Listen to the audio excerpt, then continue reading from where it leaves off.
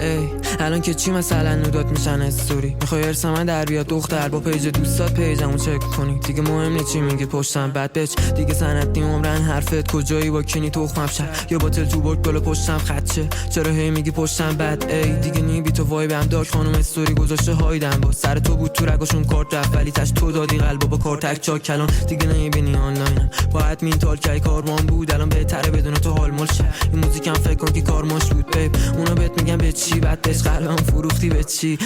الان مینازی به چی یا چت متا قبلی و میخونی که چی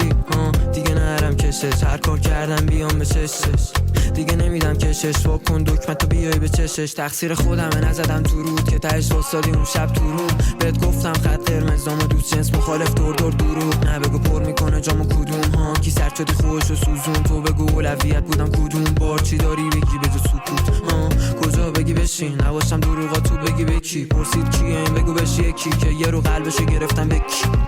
میگی بد بودی زکی یه جوات خوب انگاه تو یکیه الانم کجایی و با کیا چتی صبری هم از همه تو رو بکی دیگه دستت روه یه بد بچی فایده نره بچشی یه جو میندازی بیرون تو استوری انگاه قبلش میدادی بچشی بهت افتادی از چشی که نمیدید در چقدر بد بشی ولی الان یه بد بچی و پیگیری بزنیم حرف چی دیگه بچ